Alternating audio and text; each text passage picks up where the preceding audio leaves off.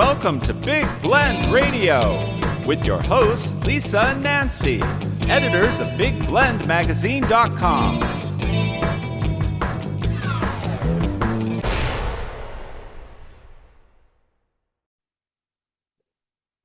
Hey, everybody. Welcome to Big Blend Radio with Nancy and Lisa. So we're very excited today. We've got our friend Marie Sutro back on the show. We first met her in January 2017 with her book, Dark Associations. Her book had just come out and I loved it. And we talked about Juan Bautista de Anza's expedition from Tucson, where we were at the time, all the way up to San Francisco. And the book has got some of that in there. And we had a really cool conversation, and I really loved the book, Dark Associations. And it has won some awards. She's kicked butt with it, which is really awesome. And we're excited because her second book in the series, Dark Obsessions, is out. And Nancy's the one who's been reading this, and she keeps running out. And it's all, Kate Barnes is the main character there. I refuse to say protagonist, even though I just said it. Nancy keeps running out, doing what I did with your book, Marie, going, she's so good. And this happened. She's so good. I'm like, I told you. So I'll get to have a treat and read it soon, but welcome back. How are you? I am doing well. Thank you so much for having me back. Hey, this is so cool. And Nancy, awesome. You are like, you're not allowed to spill the beans, but you're loving it. I know. So it's so hard when you talk about these kind of books, murder mysteries, when you want to say everything because you just want to be the one who tells. Yes. Well, it's the last one. You've got the detective Kate Barnes, and she was going after the tower torturer. What is she doing now? Who's she going after? Well, as you can imagine, going up, she's a rookie detective when she goes up against the tower torturer. And this book finds her very, very quickly after the last one ends. And she is carrying a lot of trauma. And that trauma from the case brought out a lot of things in her past, old wounds that need to be healed. So Kate is going up to Washington State, specifically the Olympic Peninsula, to seek out her mother and try to put some of that to rest and try to address some of the stuff that she had just kind of shoved in the closet, but didn't really organize before she slammed the door on it. Oh, wow. So now she's in the Pacific Northwest, and then things start to happen there too, even though she's taking time out. So basically, she's not getting a break. She is not getting a break. There is a body that is discovered. And unfortunately, once you've been on a case like that and everybody in the world has seen your face, local law enforcement quickly says, wow, she might be a good person to ask for help. So they do. And if you know anything about Kate, it's very hard for her to pass up helping people. Yeah, exactly. And this is all in the Pacific Northwest, where Nancy and I today recording you while we're in Eugene, Oregon, taking care of Jessie the pup, who may bark at any time and say hello. But we were in Ilwaco. If we're saying this Ilwaco, everybody said a different way. Or Ilwaco. Ilwaco, Washington, and Long Island Peninsula, Lewis and Clark territory. And I knew you were coming on the show. And I'm like, we're looking... In some areas, there's it's meadows, but it can look swampy. And because it's rainforesty. And I'm going, Marie, what are you doing with dead bodies out here? Like, this is almost like Louisiana stuff in a way, like swampy. And then I'm thinking dead bodies. And do bald eagles eat dead bodies? It's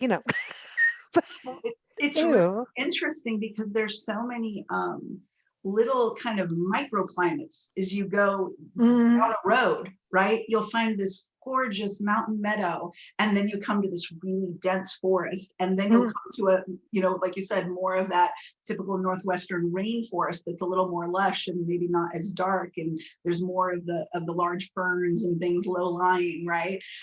So yeah, there's so much diversity. And then obviously when you head out to the coast, it's a different vibe there, because in some areas the forest goes right up to the Pacific, and in other places it slowly bleeds off and then hits the ocean. So really, really fun and diverse areas geographically.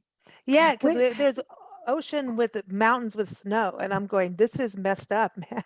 It's beautiful though. I mean, but I'm going, I don't think I've seen the ocean and snow at the same time. I don't know. I can't remember. I mean, we're from, most Horseshoe of the time in Bay. Africa.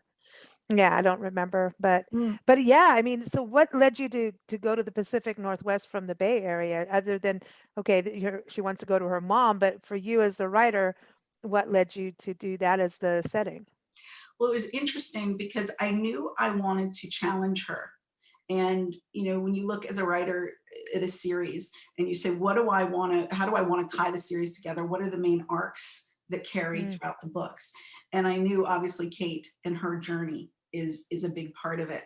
So I thought, what better way to challenge her than to take her away? She still is a rookie detective. She's really cut her teeth on this last case, but to take her away from her entire support structure professionally is an mm, interesting dynamic. And then she's kind of a solitary person, but when you're in the hustle and bustle of the big city, you're moving all the time. Your mind's racing all the time. As you ladies know, when you go out to these places, even if you're going to see someone or you're doing something, there's a different level of introspection when you're in oh the yeah. forest and you're out in some of these remote areas. So for me, it was really, how do I challenge her professionally and personally? And that's kind of where it came from. And it was funny because originally I was thinking, oh, I'll just do this in Seattle, right? It's very analogous to San Francisco. There's a big body of water, there's hills, there's Victorians on the hills in some Yeah, areas, yeah. right? But then the more I thought about it, I realized, no, she needs to be quiet in ways, and she needs to be challenged for resources. She needs to be challenged emotionally in so many different ways. Marie, you're so mean. Yeah, what are you doing I'm to just her? kidding. I'm kidding. I'm kidding. But I mean, it's like, yeah, it's like, okay, I'm going to do this. So Nancy, did you enjoy this part of it? Like the girl's not getting a break. Well, she's tough. Mm, So in a way, you already know she's tough. So the challenges are there, but um, you look at different ways of how she handles different challenges. mm, And so sometimes I look and I'm like, okay, on the work front, she's really good. On the personal relationship front, well, maybe, and then it changes up. You're like, oh, well, wait, just okay, so she's pretty real as a you, person because, everybody has a good day and bad days. So, and everybody's got a little chink in the armor somewhere. So she's very human, which is what mm. I like about her. So she's believable, but thank she's a you. badass. Thank you. That's really what I was going for, was believable badass. I like There that. is. She's a believable badass. Mm. Yeah, because you can't be, yeah, you have to be strong. Yeah. Because when you think from a woman or female perspective, looking at dead bodies and trying to figure out who did what, going into places where you wouldn't normally go as a woman, um, she's pretty badass. I remember now, like But going back to dark associations of her yeah, seeing the dead body and gagging and now, so yeah, I want to know, Nancy, you reading this, because I read the first one and I've mm, definitely got to read Dark Obsessions. I mean, yeah. I think I read your book overnight or something. I remember not Well, going it to is a sleep. page turner. Yeah, that's what Yeah, Nancy's like. This you're is a real not page putting turn. it I'm like, I down. know. So I wanted to know, like, because you came in on the second book. Do you want to read the first book, or does it Yes, I stand do. alone good enough for people to just go get No, the I second? believe it stands alone, but I would read the first one. Absolutely. See, I'll just bring you on the show so I can interview Nancy about your book. Yes. No, I appreciate Nancy saying it, because my perception, for me to tell you, oh, I think it is a standalone, versus someone who truly, I can try to look at it and put up barriers in my mind and say, well, I think I gave enough. And I'll tell you, I really thank you for saying that, Nancy, because one of the things I grappled with was in the opening chapter, how much information do I give? Because I don't want to bore people, because if I go back and try to tell you an entire story in one chapter, you can Yeah. say, oh, this lady's crazy. No, you did a good job there, because I could tell that, well, that was a big case that she just got off of. And, but You didn't go on and now you're telling that story and then this one. Yeah. And it's got You to know. not be too much for someone who's, like for me, it's good to have that refresher. It's kind of like having a trailer, Mm-hmm. for, what you missed in this last episode, you want to see. But No, it I, works. I It don't want to have works. to relive the whole other first book too. So for someone who's following your craft, and your stories. So is this going to be like another one coming? I mean, have you got a lot down the pipeline, like as a full-on series? Well, Kate is with me. We're currently working on a third Kate book. Cool. She's giving me her input right now. And she says, make sure I'm still a badass.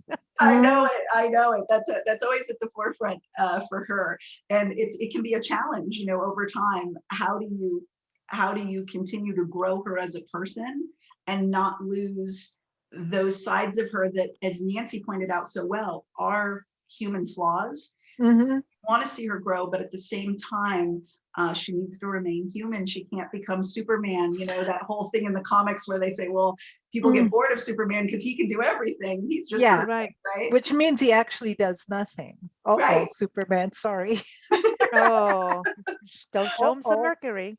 No, but but it's true because you can identify with her. And then if you can identify with a character in the book, then you feel what they're feeling, which makes the book come alive. If you don't identify, like if it's so over the moon and you can't identify with the characters, then the book loses something. And your books are character driven. I'm going to go out there and say that because it's about what people do to other people when nobody's looking, or they think no one's looking. I love that line. That's exactly, you reached right into my brain and pulled it out, Nancy. Thank you. Yeah, there you go. See, I got superpowers. Oh, she does. She does. This is so cool. So going dark associations. So that one, you won the IBPA Benjamin Franklin Award for Best New Voice in Fiction. How did that feel, winning the award and now going to the next one? Are you allowed to like apply for a second prize? Well, it's double dip. Well, it's funny. Each book, is judged on its own merit each time you have a release.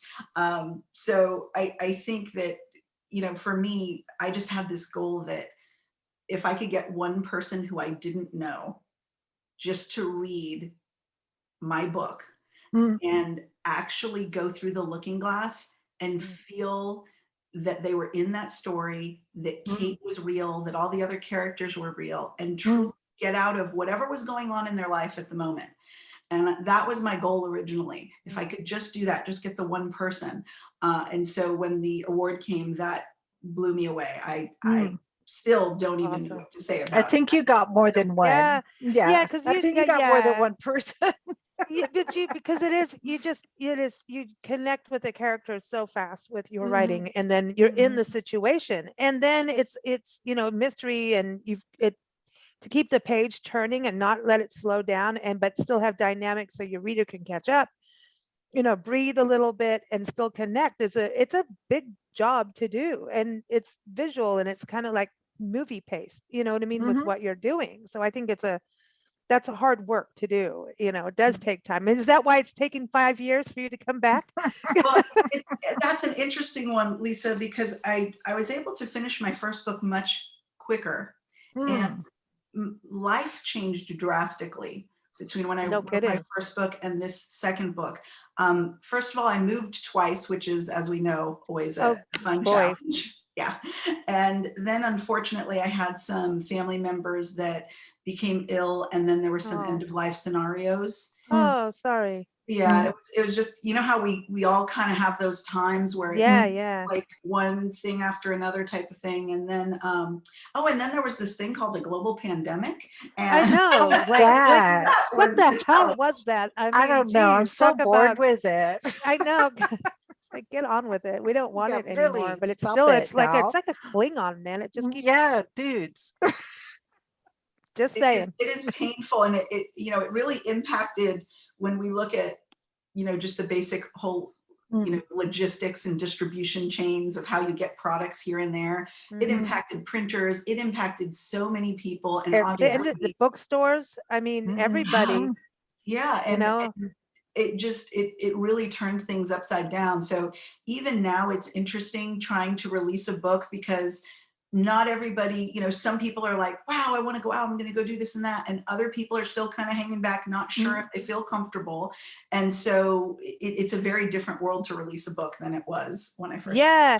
But then there's all But like I with s- Zoom. I remember right before, it was like 2018, 19, when we were on the road.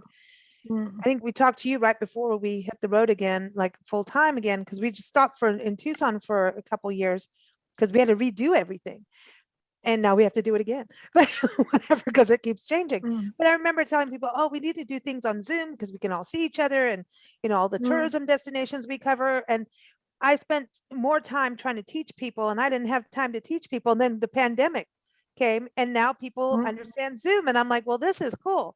Thanks for doing my job. mm, Yet you are able in some ways, like musicians in some way, it would suck for musicians for sure, but we're able to live stream and connect with audiences that may not have been able to. And I think the same mm. for authors. In some ways, it sucks because you couldn't just go to your local bookstore and do it, or even do a book tour.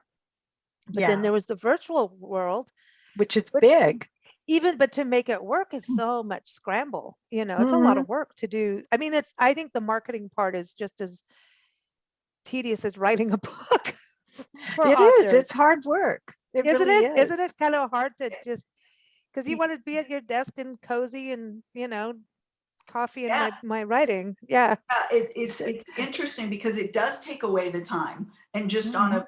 a weekly basis, that whole author thing of, how many words did I get this week, right? And then Mhm. looking back and saying, oh, geez, I really Mm. did nothing this week.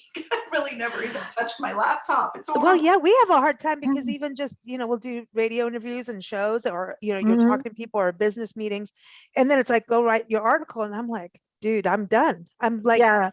It's hard to personally, do to the in and we out is call what it we'll the in say. and the out. Mhm. Like you have the one company that when we used to work for other people a long time ago, there was the outdoor salesman and the indoor people who worked inside. And when the outdoor people came in, the indoor people were like, oh God, not them. Get Because out. they're all loud and la la la. And the indoor people, oh man, no.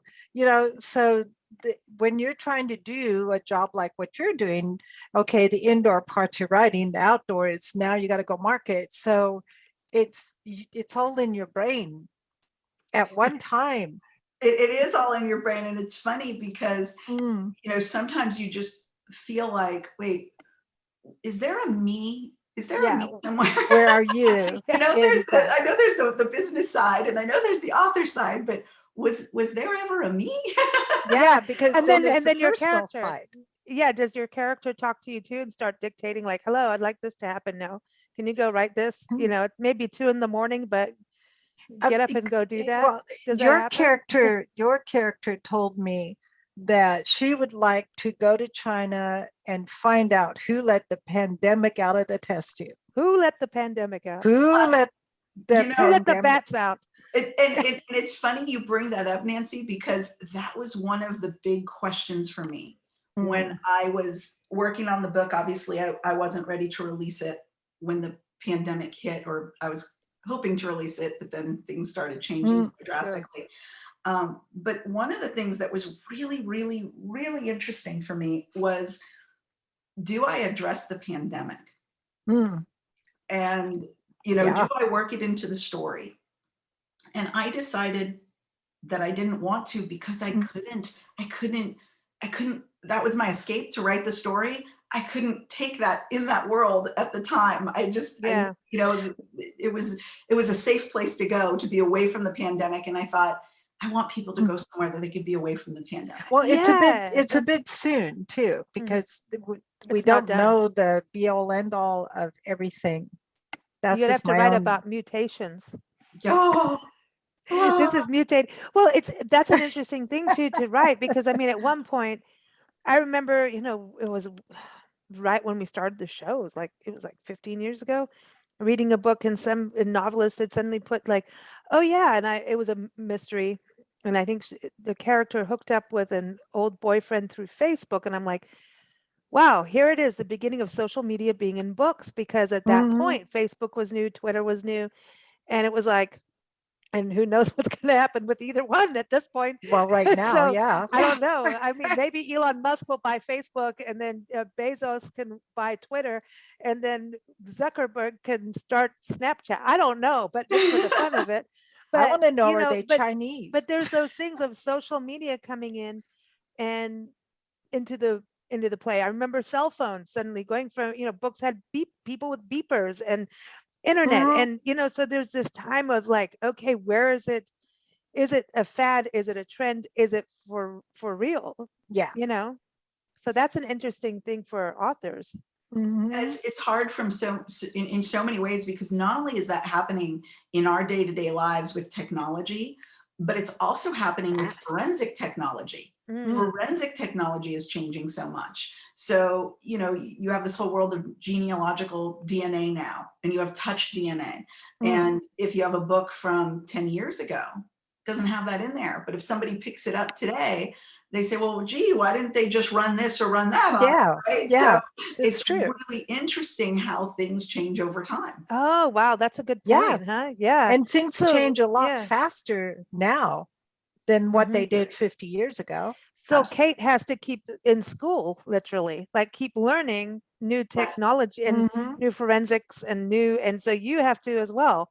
So you get to geek out. Do you like geeking out on that? I don't mind it. Before I came at the whole author world, I was a little nervous to be an artist. So in college, I went to business school, got a bachelor's degree, and then ended up with a master's in finance, because I was afraid I might not be able to pay my bills with art.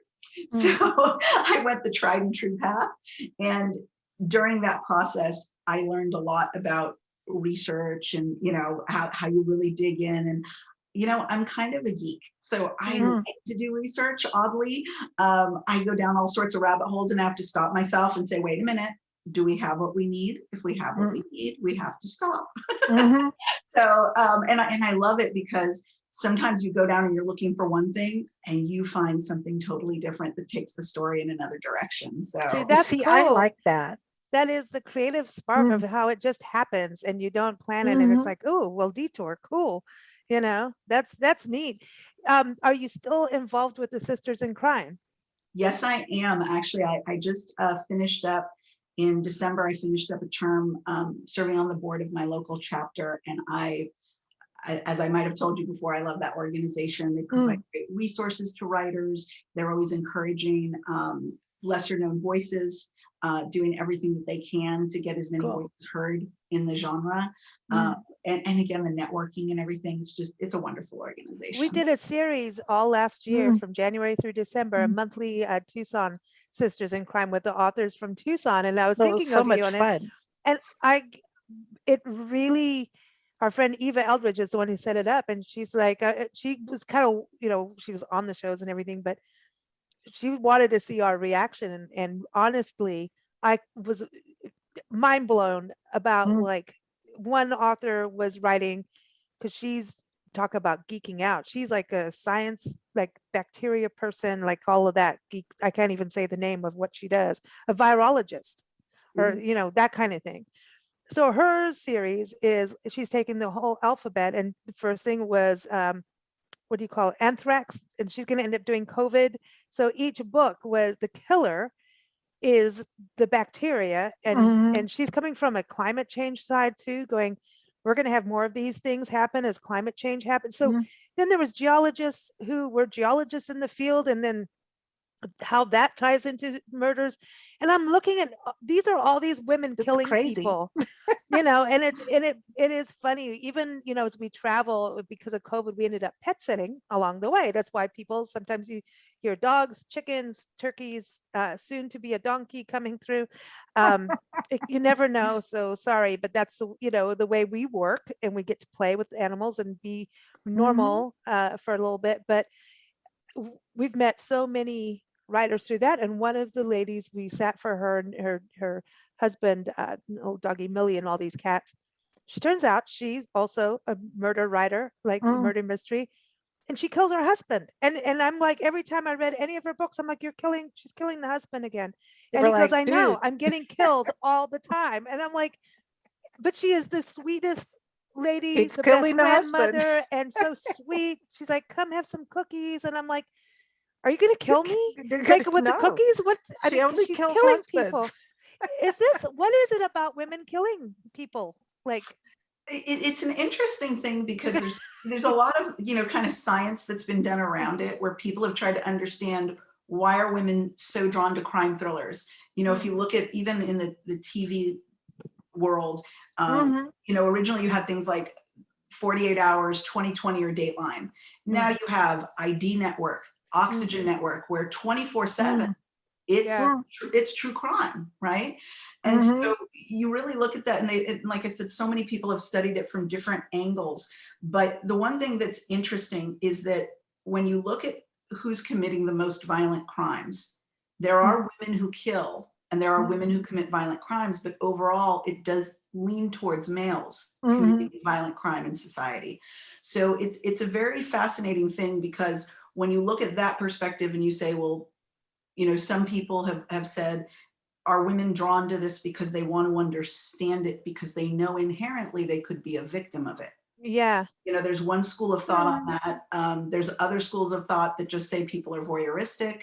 I don't tend to believe that, because I think then why is it so predominantly the female gender, and the female gender that's known for maternal instincts and a lot of these other things? Yes, Right. there are outliers, especially these women who commit these crimes, but by and large, it's not what you typically think of, right? When you think of, what's a female perspective in any which way, shape, or form. So yeah, I definitely think that there's a lot out there about it, but I probably tend to think that women want to understand. Mm. I Your think, Google history must be really quite interesting. yeah, really. If you ever got in trouble with the law, they'd be looking at your computer and going, "Oh boy, this is take her in." I know, and I always say, please, I beg my husband to take care of himself. Yeah. Please not, Please don't die. please outlive me. I'm always trying to make sure he's eating right and working out, because if this man dies before me, I will be in You're jail. in We just know it. so much trouble. But I No, think it's also, and go ahead, Nancy. I was just going to say that women seem to like poison, choice of And manipulation. They're good at plotting and organizing. They're good at getting somebody else to do the dirty work, for sure. Yeah. But I think if they were going to murder, that the first choice would be poison.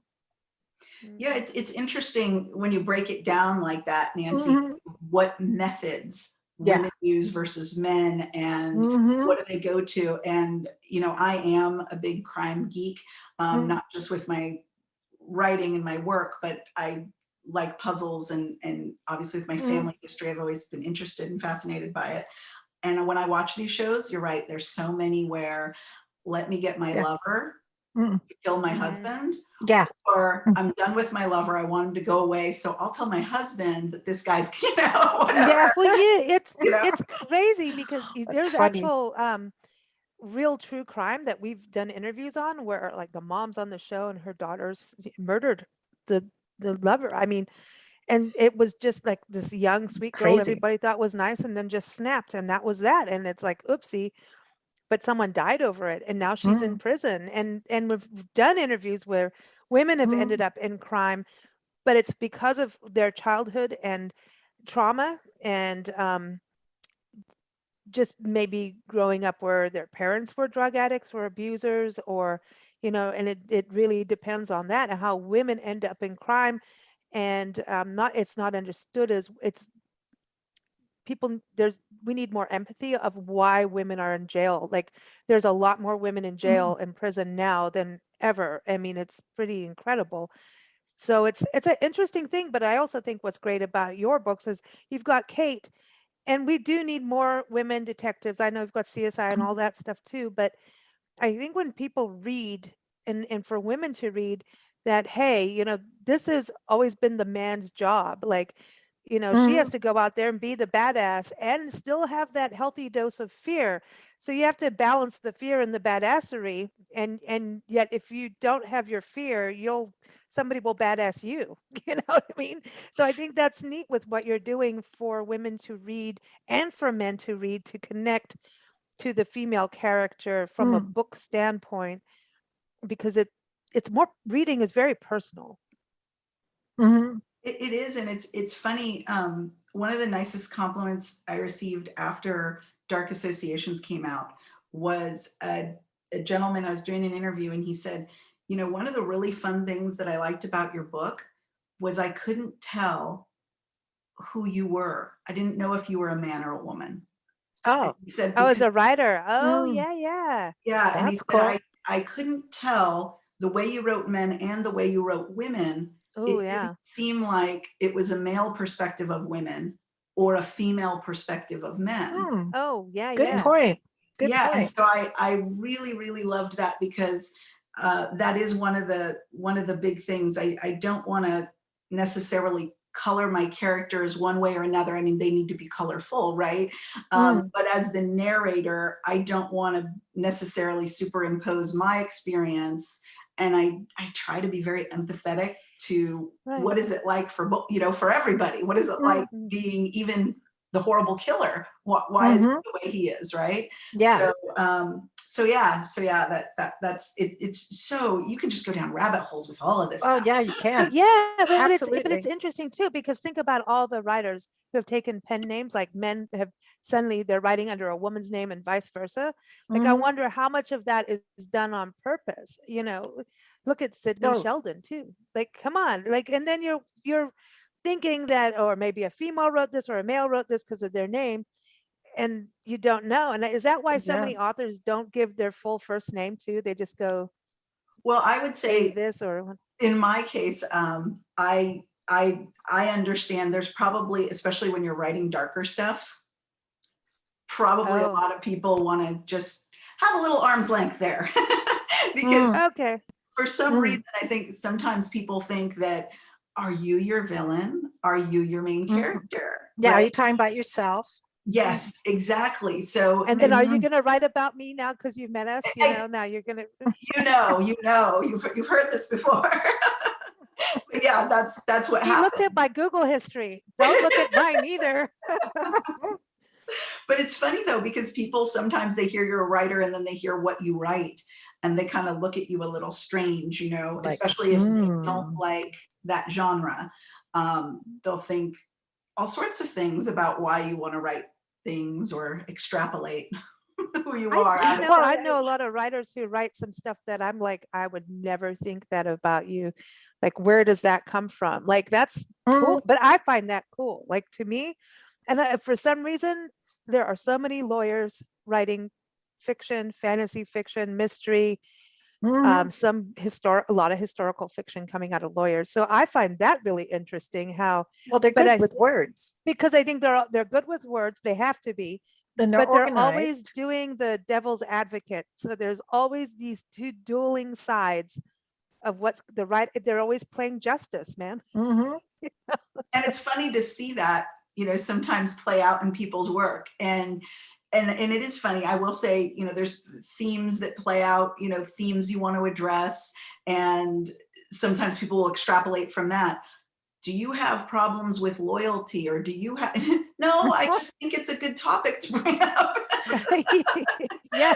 you know Yeah, see, that's it. Yeah. And if you had like, if Kate was a slut, then people yeah, would look at you going, gee, I thought you were happily married. What was yeah, going on with you? exactly, Mm. exactly. It's like, yeah, it's a very, yeah, that's a, wow. Yeah. And so that means you Mhm. have to have more than one computer. Yes, it does, it Well, does. and it's interesting because when you're writing a book, as opposed to actresses and actors on TV or in the movies, people know they're acting, but they still get brought into the film. So when they say somebody's typecast, And so they played the same character over and over. When they want to move on to something new, it's not that easy because everybody's, I'm sorry, you're this. You can't be over there doing that because you're this. So it's hard if you do if you're an actor actress in television that has a weekly series, you get typecast a lot faster than somebody that's in a movie. And it's interesting you say that because it happens to authors. One of the reasons, you know, certain authors I've met authors that have 4 pen names. Yeah. Because this pen name is romance and this pen name is sci-fi and this, you know, and people have an expectation. I understand that. Yeah. You're a sci-fi writer. You're not going to be able to write romance, or you're not going to be able to write thrillers. And see, we have a hard time. Yeah, Right? see, we're the blend, and people didn't understand that concept. Now we have to have different magazines, Exactly. you know, as we grow. But we are able to do multiple things. But it's so funny how we as human beings do this pigeonholing, put it in a box, and it must be. It's like we're almost computer brain, and like it's a binary thing. Like put it in here. It must look exactly. That's why like we like that, packaging on everything, and right? don't do anything different. And no, it's and that's and that's we expect people when they're 18 years old to choose a career, and we expect them to stick with it. Oh yeah, not allowed to have the second, third. Because and then it's like, but you said you wanted to be a chef. Well, you tried it and you didn't like it. Now. And it's funny because the other thing that's changed so drastically in my lifetime, I remember seeing what life was like for my grandparents. And there was a societal approach that once you reached a certain age, you were retired, and then you just kind of sat in your home or maybe cruised in an RV, and that was it. What and do you do? Anything else, right? Yeah, no, you can't not listen. do something. This whole thing, like it was, everybody retires. This is. I'm sorry, that's the worst time to start driving an RV. I'm just saying. I drive across the country. I see it all the time. I'm just like, we're like, oh no. Now I've got to get a bunch of people yelling at me.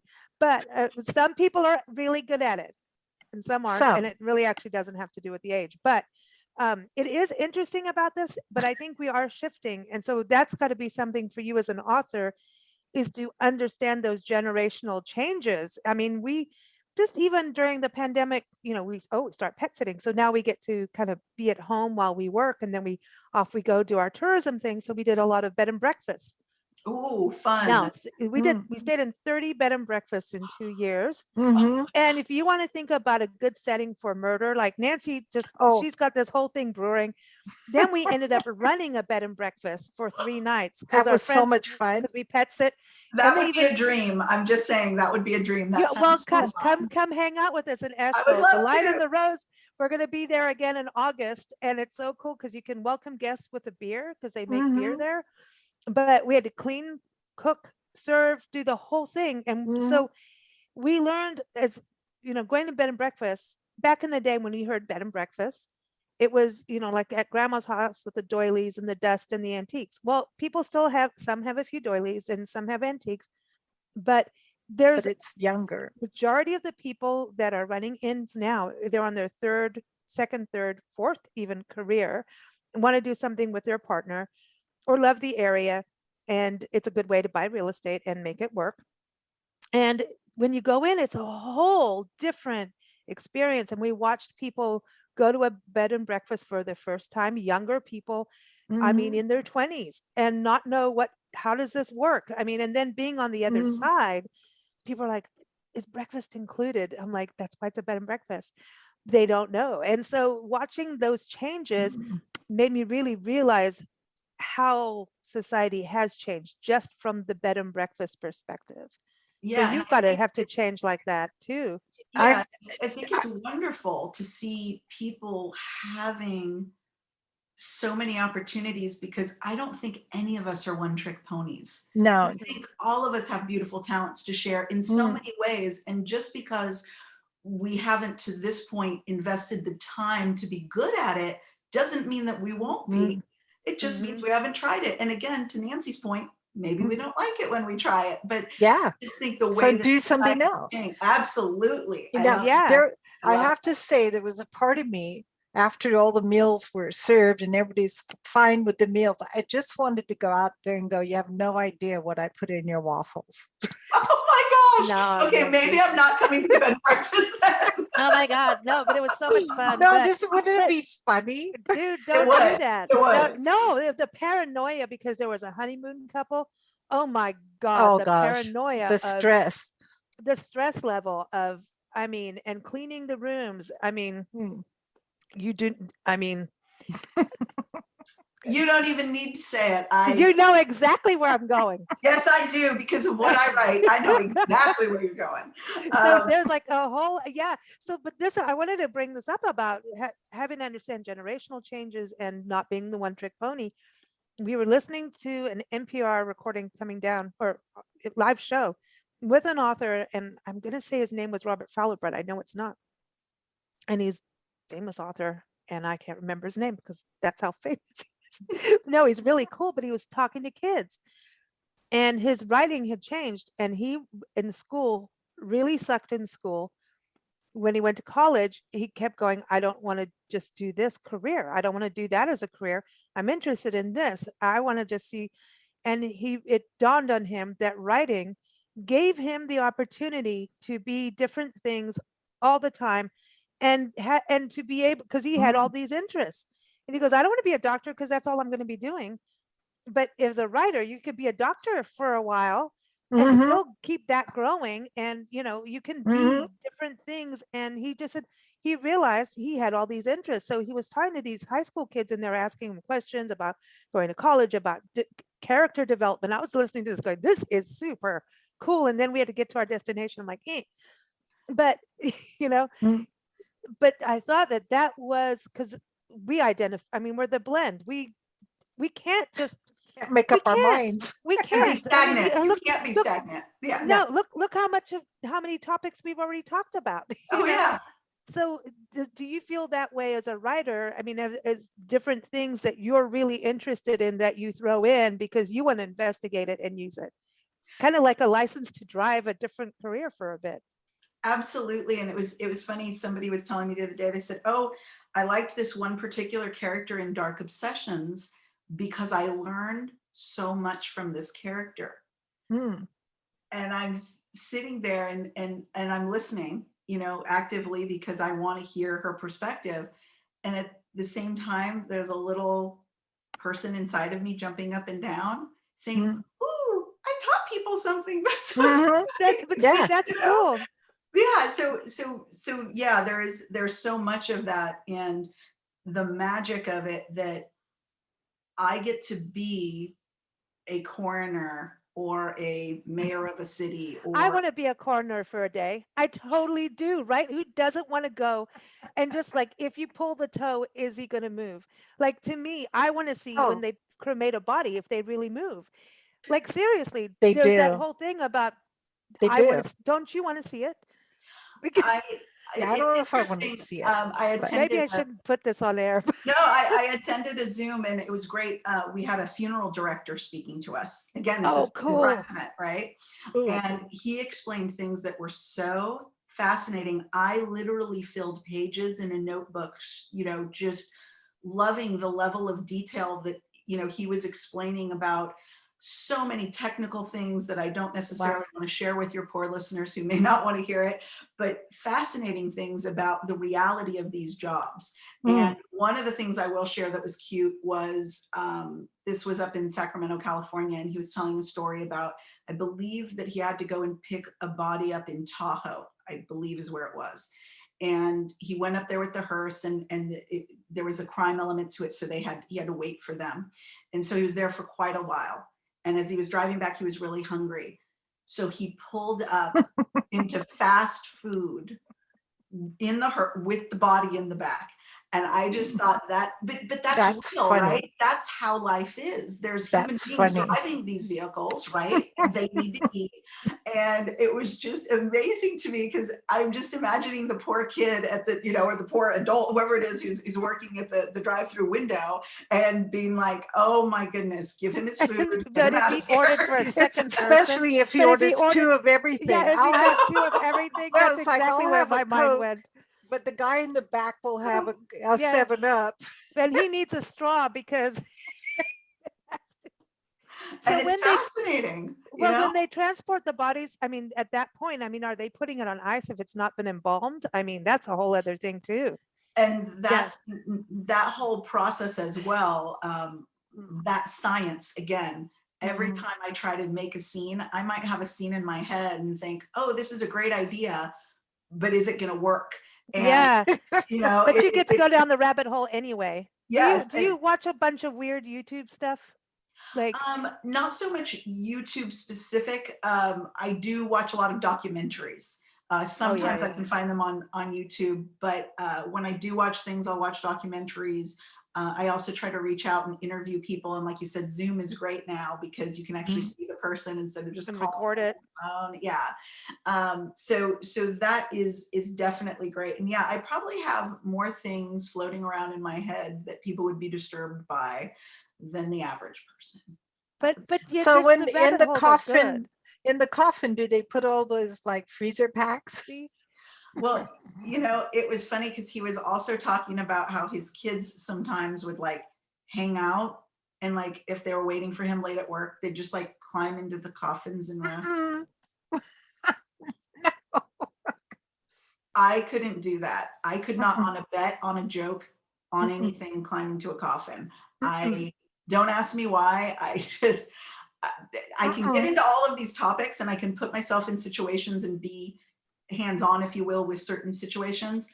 But for myself, I don't even want, I think I'm more of a cremation girl. I don't think I ever want. I don't like that either. I don't want to be burned. I don't want But to I be do. I would. suffocated. To me, though, if you could film the body getting up in the cremation No, thing, dude. like, well, that's like a ghost thing. So I think that's kind of neat because it proves energy. Like there's Lives something on. there's a weird thing there that, Mm. and they always talk about that 72 hours, you know, when someone dies, that their soul is moving and all of that. Like once I get into those kind of things, like I trip out and then people think like, what is she on? And I'm like, it's just really weirdly interesting. But see, that's why I couldn't do those jobs because I think, is the person still here with me? Like, even if they're not in the body, like, are they watching? Are they going to, like, did I not, you know, Do like, you, okay, so you what would if they never did go to the something bad, bathroom in like the you went to funeral. move their head and it bounced on the table or something? I don't know. So you wouldn't go to the bathroom in a funeral home, would you? Ooh. I don't believe I ever have. I don't think I would because you Do they think, have are bathrooms? they going to see you? You know what I That's mean? a really good question. Now that's going to add a dimension for me. Thank you. You're quite welcome. New dimension. Oh my gosh. But the bouncing of the head thing is weird. I mean, is it going to be that heavy? I mean, because you got to, and then the fluids getting like No, that stop whole. it. I'm all into that. But And I anyway, don't, and the problem for me is I'm not, when I cook, I never wear aprons. So in that job, you'd have to wear an apron. And if I forgot, it Uh-oh. just wouldn't be good. It just, yeah. well, this conversation went everywhere. It It's really dark. did. So if we missed out, So who are you going to kill next? yeah. Oh goodness. We'll have to see. Like I said, Kate is such a vibrant character to me now. Sometimes I'll just think in my head, we'll have little dialogues sometimes. What do you think, Kate? Yeah, I think what's great about this and how you're writing is that it isn't these like we were talking about TV series and how people get typecast. It becomes this template, and like I can't watch half of those. I just I could sit and tell you You already everything know that's what's going going to to happen, happen. and it's Yeah. just, and yet people will consume it.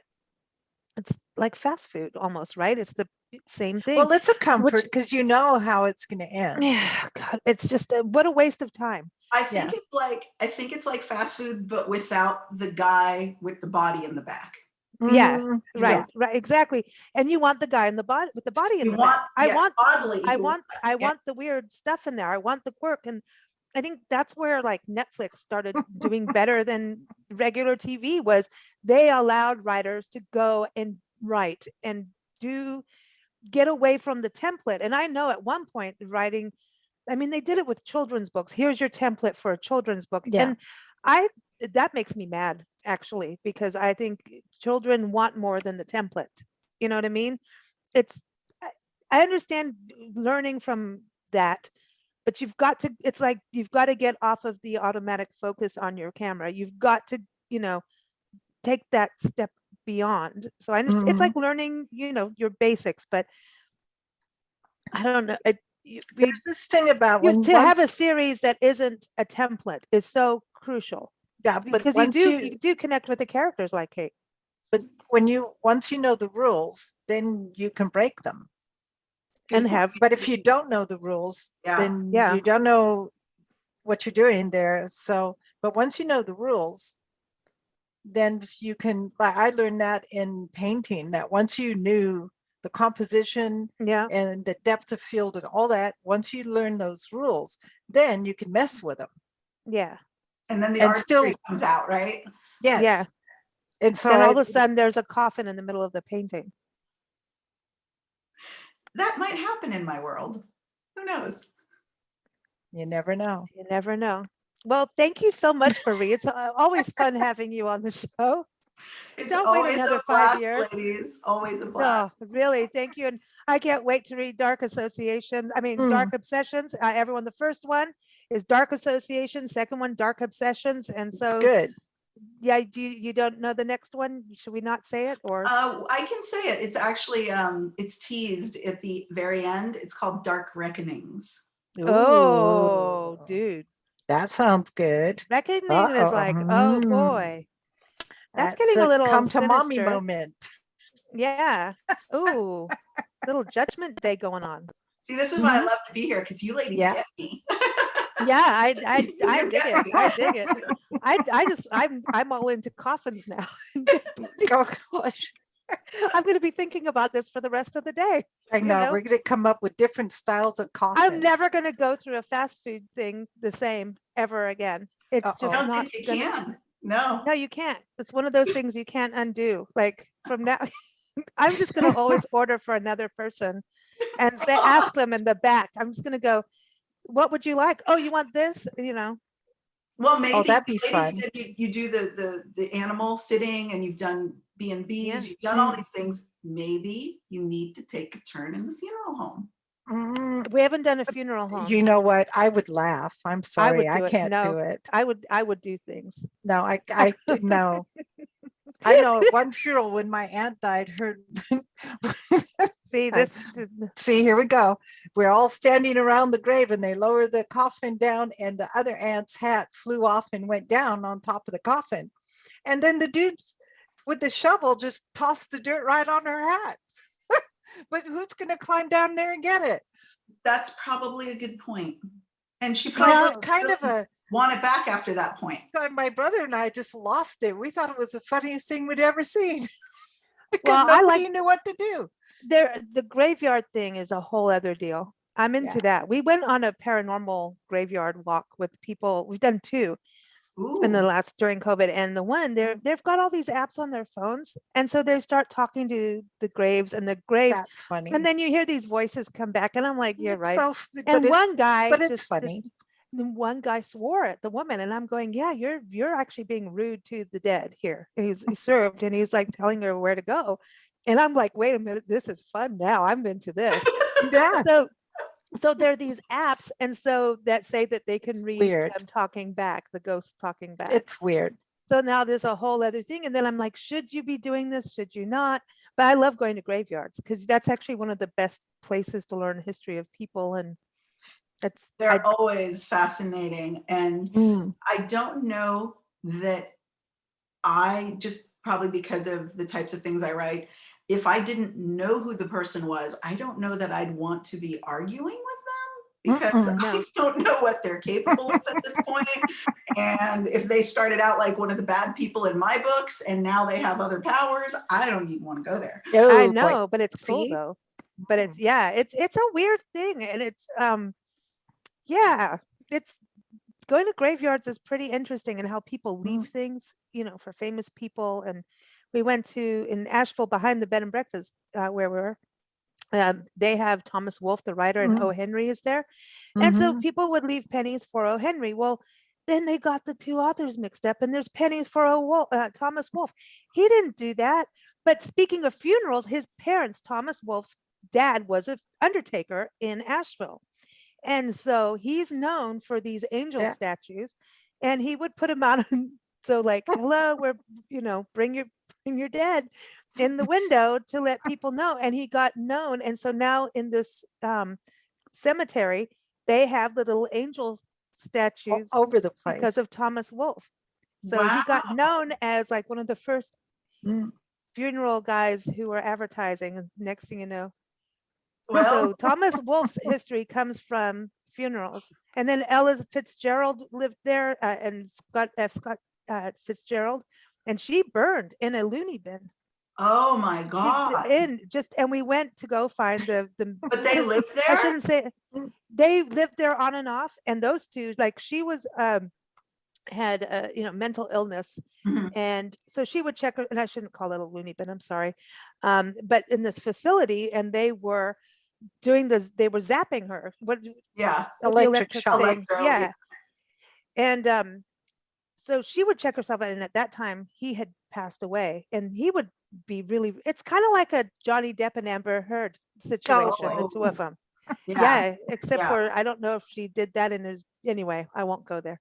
But any, but so she's waiting next to the kitchen in a holding room to be transferred to the zapping room, and the kitchen, or there was a fire, and so they run up the fire escape. Well, the fire escape is made out of wood, and so they all burned. 9 people out of that facility survived, I think. You look back at human history and Mhm. all of how many towns went down and were rebuilt, and went down and rebuilt, and God loved these people. They were burning candles at night in their homes. Yeah, and it's like all of a Right? sudden, oopsie. Yeah, Yeah, it's like in the oh, middle of the night, you fall asleep, your candle, and you bonk, there it was, and next thing you know. So I wonder, like, talk about haunting. I mean, these places that burn down. It's cremation in a way at that point. it And is. so It do you really not is. think that they're not hanging out there with their vibes in there? So do you, and you, right, I mean, you pick up the vibes too in places. That's what's cool about where you're going, different settings. You've got to pick up the vibe. Yeah, and There's a vibe. that's one of the things that's important to me when I do write, that setting, and that's why obviously the Olympic Peninsula, the whole Pacific Northwest, Cool. It's so dramatic. fun. Oh yeah, so fun. Mm. So many great places to play with. But one of the things that's important for me, lots of times you'll notice in my writing, I try to give little factoids and fun insights into the history of a place, because the place, if you're really going for that goal in your writing where setting becomes a character, Mm. want to flush out the setting. You Mhm. want to go into all of those things that make it what it is, so that Mhm. people understand it's not just a place and you put a pin in it. It's kind of a living, breathing element of its own. And Mhm. I'm sure you ladies know that better than anybody with all the travel Mhm. you do. The pet sitting and being part of a community in a neighborhood is a big deal. When we were in Il Waco, we'd walk the dog Ember Ray. We were across the street from the firehouse, which actually historically had a fire, and they Mhm. had to drive the trucks out because the trucks got stuck in the firehouse on fire. But anyway, so we'd walk across the street, go down to the harbor right there, and we're walking a dog, and you're now in a harbor setting. Like, we left Seattle and now we're like in a harbor. Like, this is a whole Yeah. different thing in that whole area. And we did the Redwood Coast all the way up here, and you forget all the sea memorials for the people who lost their lives in shipwrecks Mhm. in World War II. I mean, there was all these different things and parts of boats and anchors and all this, and you get these memorials there, and there's a really sobering feeling about people dying on these cliffs in the ocean, this hard, dramatic Mm. sea. And then you see the people getting on the boats, and there's all these statues of women everywhere, of them holding the lantern out for the men coming in historically. And it's just like, wow, okay, this is like a whole different It's thing. different. And as a tourist, you can pick it up, but really living in the community for a bit is like this whole other life. And The Mhm. whole level I of connection, right? It Mhm. really, really is. I mean, I tell Nancy, we're going to write a book on how people get rid of trash across the country. Some places burn it. Some places you know, everything is recycled. Some, I mean, it's a different thing. And So some people just leave their sofas in the desert. yes, they do. You know, I think there's just some people who want to leave things everywhere. Yeah. Unfortunately. I will tell you, in the desert, Nancy and I went for a walk, and it's in a sub, community, and but there, big, vacant spaces of desert, and we're walking in the morning, and this was during the lockdown of COVID, and we found a shovel. Mhm. So we walked back to our friend's house, and You're like, she's retiring from being an innkeeper too, and we come walking back to her, and we're like, we found a like shovel something in the happened desert, in the and then she's desert. looking at. But on our way through, we come out of the desert and into the subdivision, and there's a lady walking her dogs, and I'm here, With and a I'm shovel. like, I You know what? That's the opening scene for my next book. Two Yeah. women walk out of the desert with a shovel. I know, it's so big. and I'm like, and it was brand new. Yeah. so it we was gave like, it to this our is friend weird. Jerry, and it was So brand new. And I'm weird. like, and all I could think is, what if I'm touching like A murder a weapon. crime thing, and this girl with the dogs, and the dogs are all like, oh, I want to see. And I'm like, I swear it is not how it looks. And we get to our friend Jerry, and she gave it to her landscaper guy, and he got a new shovel. And she's like, that's like a $30-$40 shovel. I'm like, really? I don't know. But there But- it is. Well, just It was a big make shovel. sure you monitor TV for that area for the next few years, because if You something never comes know. up, you never know. That's going to be the shovel-nosed killer. It Yep. very well could be. That is, Shovel-nosed killer. I would have been the same place. Like I said, What ladies would you get have me, taken I out would- of the desert? I would have. I mean, I I did, would- but it's honestly, because I am who I am, I might have been like, should I report this? Yeah, because it's just to see weird. what they said. Yeah, just to it's check like, it out. why is the shovel Yeah. here? And then we walked around and I'm like, I want to see if there's like a grave, like a little mound of sand, because what's up with this? And we couldn't find anything. So we're like, okay. But who just drops a shovel in the desert? I don't get it. I don't get it either. And on the worst case scenario, you find a body. On the best case scenario, you find $100 million in cash. Oh, Ooh, now we got to that's go a good- back. Okay. Well, Jerry's sister always finds cash when she goes in the desert. Wherever she Ooh. walks, she finds cash, rings, you name it. Ooh, maybe she's the shovel lady. You need to bring No, her she's with not. you. You need to bring her luck with you. Well, if we find anything weird again, we'll call you. Yes. Let you know. I'll fly out. I'll meet you down there. I'll help you Okay, dig. cool. I'll give you a shovel. Everyone, again, Marie Sutro, and go to our website, mariesutro.com. The book is out now, Dark Obsessions, the Get it. follow-up to Dark Associations. And also keep up with us at bigblendradio.com. Thank you so much for joining us. What a fun conversation. Thank you, ladies. It was wonderful. Thank you so much. Thank you. Thank you.